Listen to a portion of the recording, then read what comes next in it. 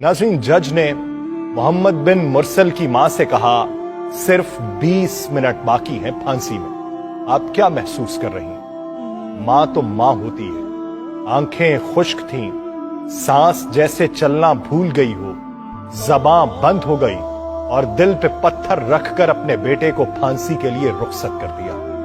क्या मंजर था। और मोहम्मद बिन मुरसल को फांसी दे दी गई। 20 सितंबर 2023 को नजरान में नौजवान मोहम्मद बिन मुरसल सऊदी अरब के शहर नजरान के रहने वाले थे। मामूली सी तलखी के बायस उनके हाथ से उनके एक कजन का कत्ल हुआ। उनको जेल हो गई। जेल में कुछ अरसा गुजारने के बाद अदालत ने कसास में उनकी गर्दन उड़ाने का हुक्म सुना दिया। अलबत्ता शरई तौर पर मकतूल के वरसा के पास दियत लेने या फी सबीलिल्लाह माफ करने का इख्तियार भी था। मोहम्मद बिन मुरसल के कबीले आले रिज़्क़ के बच्चों, बुजुर्गों और नौजवानों ने यह फैसला किया कि मकतूल के कबीले आले सुंबह के सामने माफी की दरखास्त रखी जाए। वो चाहे तो दियत ले लें, वो चाहे तो माफ कर दें। ये दरखास्त रखने का जो अंदाज था ये इतना मुनफरिद था, ये इतनी आजिज़ी और फरियाद लिए था कि पूरे अरब मीडिया का ये मौजू बन गया। मोहम्मद बिन मुरसल के कबीले के छोटे बड़े बुजुर्ग बच्चे सब मकतूल के दरवाजे पे पहुंच गए। मकतूल के वरसा को बुलाया गया।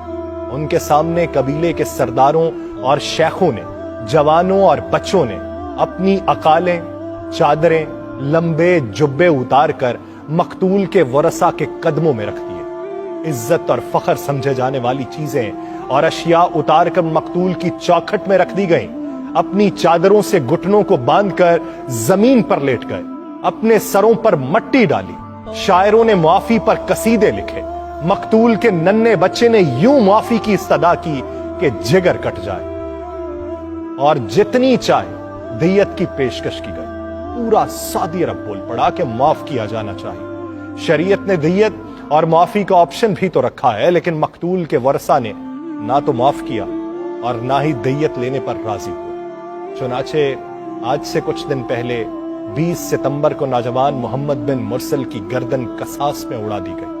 ये पहला कातिल था जिसके लिए पूरे मुल्क में मगफिरत की दुआएं हो रही थी। लोग हमदर्दी का इजहार कर रहे थे, लेकिन दूसरी जानिब कानून अपनी जगह कितना मजबूत था कि सब कुछ होने के बावजूद भी नाफिज हो गया। लेकिन वो कौमें तरक्की करती जहां पर कानून किसी के लिए दो राया ना, जहां पर कानून सबके लिए बराबर